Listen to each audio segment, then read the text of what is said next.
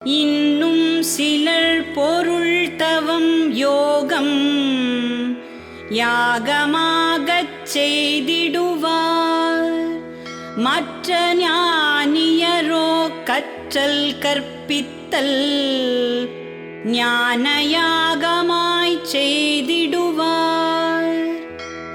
ஹரி ஓம். இப்பொழுது 4வது சாதனை ஸ்வாத்தியாயம். இந்த சொல்லுக்கு 2 விதமான அர்த்தங்கள் உண்டு. ஒன்று பாராயணம் செய்வது, 2வது தன்னைத்தானே அறிந்து கொள்ளுவது. இங்கே முதலாவதாக பாராயணம் செய்தல். பாராயணம் செய்வதில் பலவிதமான நன்மைகள் உண்டு. ஒன்று, படிக்கும் பொழுது கவனம் பாடத்தில் மட்டும் இருக்கும். 2வது, இறைநாமம் சம்பந்தப்பட்ட தேவார திருவாசக நூல்களை படிக்கும் பொழுது தெய்வீக வார்த்தைகள் நமது நாவில் நடனமிடும். அந்த நா அசத்தியம் பேசாது, பொய் பேசாது, யாரையும் துன்புறுத்தாது. நாவன்மை சத்தியம் வந்துவிடும்.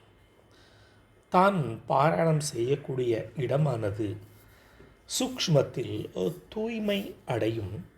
நாளாவட்டத்தில் அங்கே தெய்வீகம் குடிக்கொண்டு ஒரு கோவில் போல அந்த இடம் மாறிவிடும். அடுத்தபடியாக நாம் பாராயணம் செய்வதை யாரேனும் கேட்டார்கள் என்றால் அவர்கள் மனதில் தொடர்ந்து ஓடிக்கொண்டிருக்கின்ற கவலையானது சில வினாடிகளுக்கு நின்று ஒரு தெய்வீக எண்ணங்களையும் உணர்வையும் உணர்ந்துவிட்டு செல்வார்கள். அது ஒரு புண்ணியம்.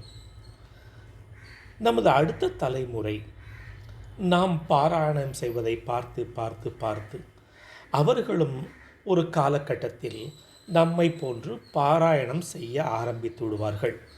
இப்படி பாராயணம் செய்வதில் பலவிதமான நன்மைகள் உண்டு. 2வது அர்த்தம் ஸ்வாத்தியாயம் என்றால் தன்னை அறிந்து கொள்வது. எவ்வாறு என்று கேட்கும் பொழுது, தான் கற்ற பாடங்களை ஸ்ரத்தையோடு நாம் சிரவணம் பண்ணுவோம்.